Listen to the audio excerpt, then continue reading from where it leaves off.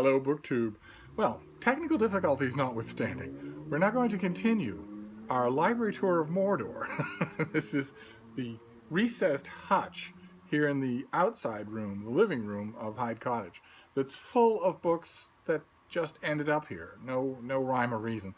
I don't really know what's here, but I was a little off balance with the first part. This is part 3. I don't know how many parts there are going to be because there are a lot of books in this hutch. I was a little off balance with the first 2, but now I've sort of centered myself, and I realized that the first principles of library tours applies even to a mess like this, which is transverse books first. Get the books that are piled in inconvenient ways out of the way first before you do the others. So that's what we're going to do here. We'll do the transverse books, and I imagine what will be all the time we'll have for part 1 and then, or part 3, and then we'll move on to part 4, and we'll just keep going until Mordor is conquered.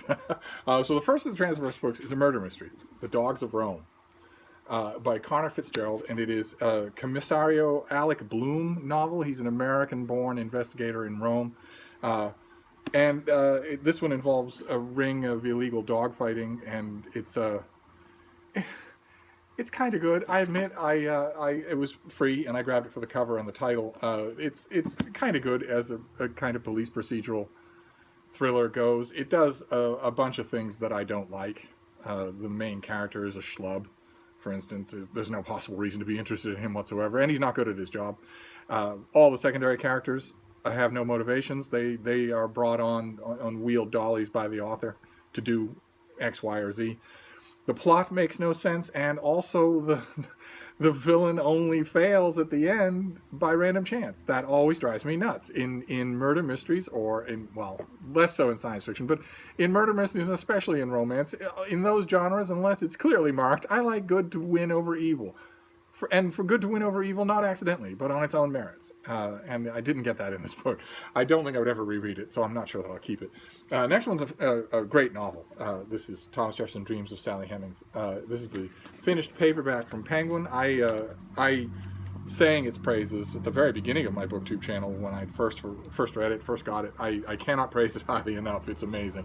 And as a historical novel, it is a trip. Next one is something we saw already here. This is Before the Fall by Noah Hawley. This is the finished paperback, so I do not need the advanced copy, and I do not need the finished copy. I have the paperback. The next one is Joshua Ferris. This is the Unnamed. This is the author of Then We Came to the End. I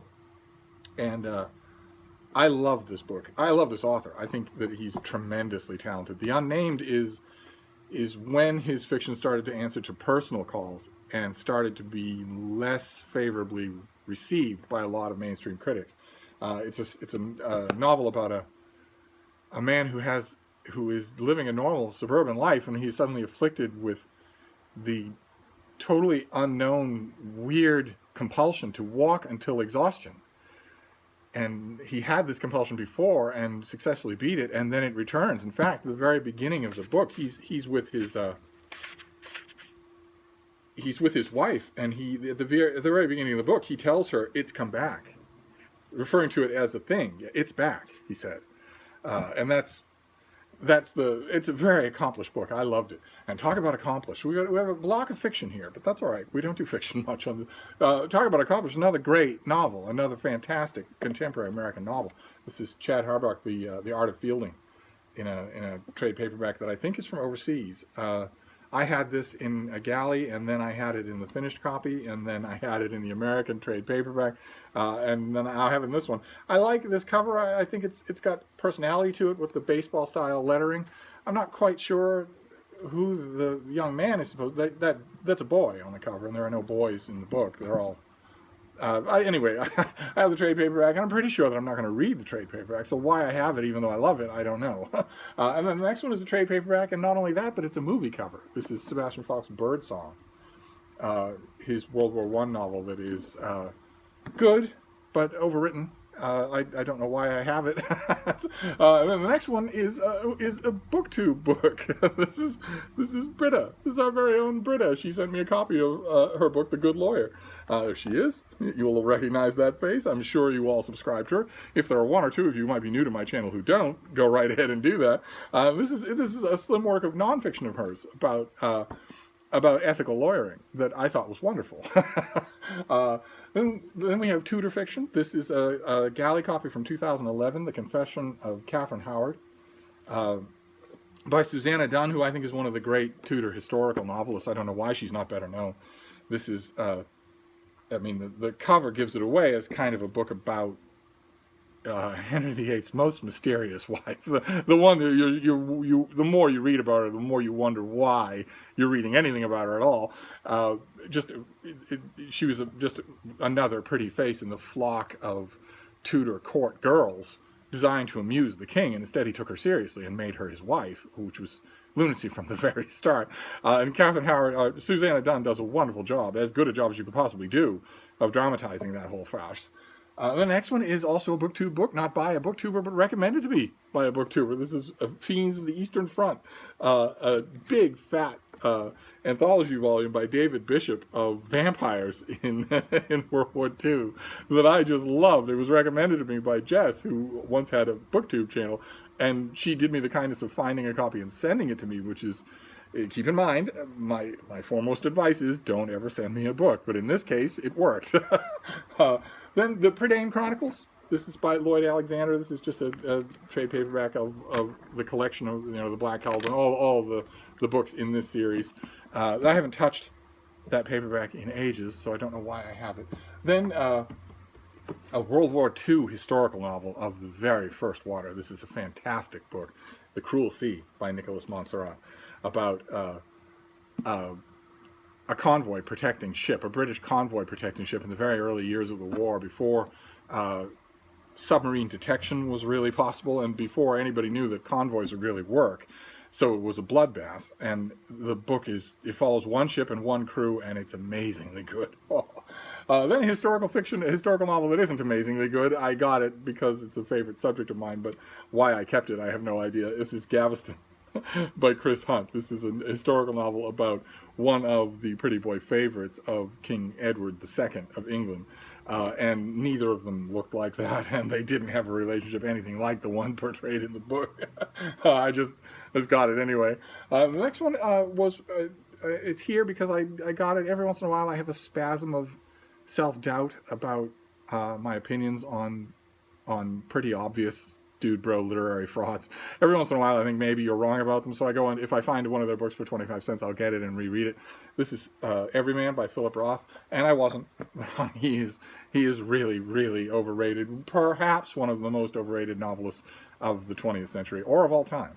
The book is completely forgettable, flat, unplotted, no ending, no dialogue, no real characters. Just then this next one is Wordsworth Editions did a whole bunch of really pretty reprint editions. This is Gertrude Atherton, The Bell in the Fog and Other Stories, a slim little thing. She died in 1948. She was a supernatural thriller and fiction writer, really, really good. I was happy to see that they reprinted some of her work. Then a work of history that I think I've praised on this channel before. This is David Howarth's very slim Penguin book, 1066, The Year of the Conquest. Just his study of the Norman Conquest, but it's electrically readable. This is one of the small handful of books, of history books, actual history, that I will give to somebody who doesn't read history, and confident that they will read it and like it. Then we have, this is something we've seen on this channel before. This is Powers of Darkness. This is when Bram Stoker's Dracula was translated into the Icelandic, when the book first appeared and was being very popular, the Icelandic translator took great liberties with it, essentially wrote a different book. And somebody finally went through the archives of the newspaper serials and put them all together and made that into a book in English, which for Dracula fans, it's a must-have. Then this is a mystery. This is one of the other, one more Mordor mystery. This is The Song of Achilles by Madeline Miller. And it's not a mystery that I would have it, but it's a mystery why I would have a finished hardcover when the paperback has my blurb. So of course I want the paperback. I don't need the hardcover. Then two P.G. Woodhouse collections. This is The Weekend Woodhouse and The World of Jeeves. I love them both, and I reread P.G. Woodhouse all the time, so I don't know what those are doing out here. They should be, anything that I reread all the time should be in my own little book room. Then we have, let's see here, contemporary poetry, The Destroyer in the Grass. in the Glass, sorry, which I did kind of like, and A One Weller Country by Evan Boland, which I thought was fantastic, just fantastically good. Boy, that time I hit the camera myself. That's not technology's fault. Then a fantastic self-published book from years ago that I really, really recommend. I don't often recommend the self-published books with which I am inundated, but this one is genuinely thought-provoking. It's The Humem State by Alan Brooke, in which, among other things, he makes a case that the digital identities that we all form should have rights, should have rights of their own. That the digital identities we form exist separate from us, accrue different experiences in their electronic world, and survive us. And so ought to be protectable, not just with copyright, but with a whole bunch of other things. It's actually a fascinating book. You'll never see it. It was self-published, so it won't be in any of your libraries. But if, for instance, you were to come across it, as an ebook, I don't know if it was ever made into an ebook. I'm assuming, considering the subject, that the author did make it into an ebook. But if you ever come across it in that circumstance, I would suggest downloading it. You would find it fascinating, if that subject interests you. And then the last one here is a local thing that was signed to me by the author. This is Dead in Good Company. It's a celebration of Mount Auburn Cemetery, which is right near where I live. Not just the monuments, but also, as you can tell from the cover, the huge amounts of natural wildlife that have taken up home in Mount Auburn Cemetery. I don't get there as often as I used to. I don't really go out, and I have two beautiful cemeteries much closer to me. But Mount Auburn Cemetery is a must-see if you're touring Boston. And you'll see this book, I'm sure, in any Boston-related gift shop, and it's well worth your time. It's a beautiful volume. And that's it. That is the transverse books for part 3 of the library tour of Mordor. And I will sign off for now, and I'll be back with part 4. Thank you, BookTube.